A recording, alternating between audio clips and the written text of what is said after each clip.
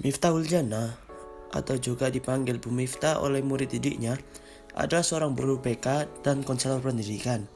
Beliau lahir di Jakarta pada tanggal 20 Juli 1997.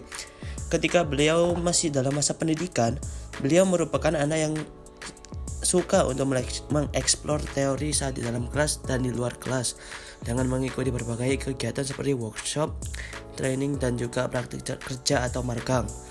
Sehingga beliau bisa kaya secara pengalaman. Secara akademisi, beliau adalah orang yang suka sekali membaca, sehingga sebelum materi diterangkan, beliau sudah mencari tahu tentang materi tersebut dan membuat list pertanyaan untuk hal yang tidak beliau pahami.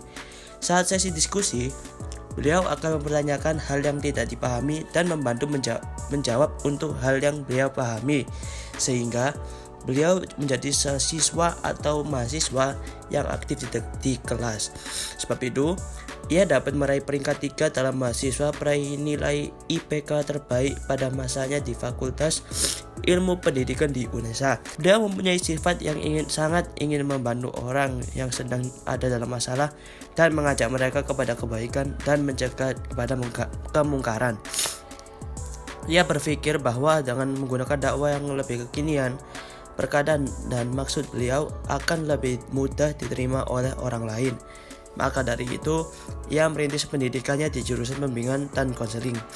Awalnya, beliau masuk ke dunia psikologi karena tertarik untuk menangani permasalahan-permasalahan dengan cara yang baik dan tepat.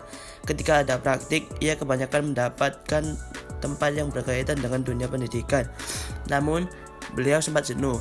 Akhirnya, beliau pindah ke tempat yang lain, yaitu praktik bina rohani di rumah sakit. Namun, karena lingkungan yang dikelilingi orang sakit membuatnya tidak nyaman, sehingga beliau memutuskan untuk kembali ke dunia pendidikan dan mencari tempat pendidikan yang tidak biasa lagi, dan menuntutnya untuk terus belajar agar beliau tidak jenuh lagi. Sekarang, sebagai seorang guru, beliau berminat untuk meningkatkan ilmu pengetahuan muridnya dan membimbing mereka supaya lebih baik dan beradab. Untuk meraih itu, beliau selalu hadir untuk memberikan bimbingannya dan hampir tidak pernah meninggalkan kelas.